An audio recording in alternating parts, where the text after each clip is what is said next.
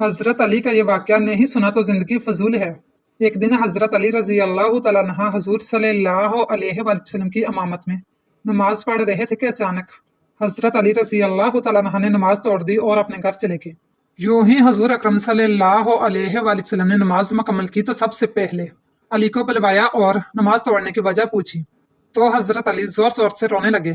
آپ اتنا روئے کہ حضرت جبرائیل علیہ السلام بسم اللہ الرحمن الرحیم ایک دن نبی اکرم صلی اللہ علیہ وآلہ وسلم عصر کی نماز پڑھا رہے تھے کہ آپ صلی اللہ علیہ وآلہ وسلم نے رکوع بہت لمبا کر لیا۔ نمازیوں نے سمجھا کہ آپ صلی اللہ علیہ وآلہ وسلم رکوع سے نہیں اٹھیں گے۔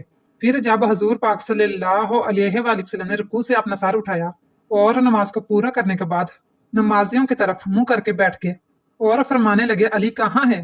تو نمازیوں کی آخری صف پر حضرت علی رضی اللہ تعالیٰ عنہ نے عرض کی جی یا رسول اللہ صلی اللہ علیہ وآلہ وسلم میں یہاں ہوں۔ نبی اکرم صلی اللہ علیہ وآلہ وسلم نے حضرت علی رضی اللہ تعالیٰ عنہ کو اپنے پاس آ کر بیٹھنے کو کہا۔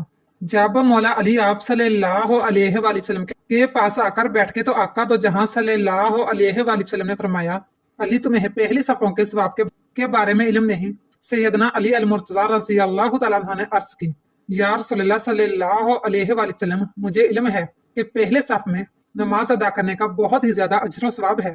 پھر نبی کریم صلی اللہ علیہ وآلہ وسلم نے فرمایا علی آپ کو کس نے پہلی صف میں نماز ادا کرنے سے روکا؟ کیا گھر والوں کی محبت نے تمہیں روکا؟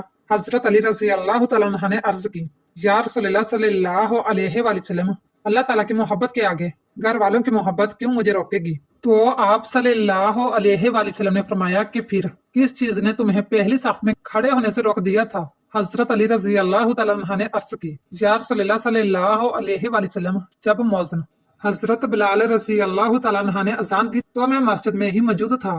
اذان کے بعد میں نے 2 رکعت نماز ادا کی۔ پھر مجھے ایسا لگا کہ میرا وضو نہیں رہا۔ میں وضو کرنے کے لیے گھر چلا گیا۔ میں نے بار بار کر کے دروازے پر دستک دی۔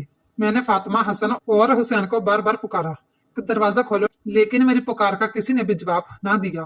میں وہاں کھڑا بہت ہی بے چین ہو رہا تھا کہ مجھے دائیں جانب سے کسی نے آواز دی اور ایک پیالہ میرے سامنے آیا جس کو سبز رومال سے ڈھانپا ہوا تھا۔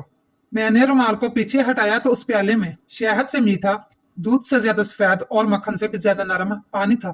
میں نے وضو کیا اور رومال سے پیالوں کو پھر سے ڈھانپ دیا جو میرے سامنے آیا تھا۔ میں نے اسے پیچھے مڑ کر دیکھا تو وہاں کوئی بھی موجود نہ تھا۔ مجھے کوئی سمجھ نہ آئی کہ پیالہ کون لے کر آیا تھا، کس نے رکھا تھا، پھر اس کو کس نے اٹھا لیا۔ حضرت علی رضی اللہ تعالیٰ عنہ کی یہ بات مکمل ہوئی تو حضرت محمد صلی اللہ علیہ وآلہ وسلم نے مسکرانا شروع کر دیا۔ آپ صلی اللہ علیہ وآلہ وسلم فرمانے لگے اے علی کیا تجھے معلوم نہیں وہ پیالہ و رومال کس نے تم کو دیا تھا؟ حضرت علی رضی اللہ تعالیٰ عنہ عرض کرنے لگے یا رسول اللہ صلی اللہ علیہ وآلہ وسلم میں آپ کی شان پر قربان جاؤں، بے شک اللہ اور اس کے نبی بہتر جانتے ہیں کہ وہ رومال اور پیالہ کس نے مجھے دیا۔ آپ صلی اللہ علیہ وآلہ وسلم نے حضرت علی کو فرمایا کہ حضرت جبرائیل علیہ السلام کوثر کا پانی تمہارے لیے پیش کیے ہوئے تھے اور حضرت میکائیل علیہ السلام رومال لے کر آئے تھے۔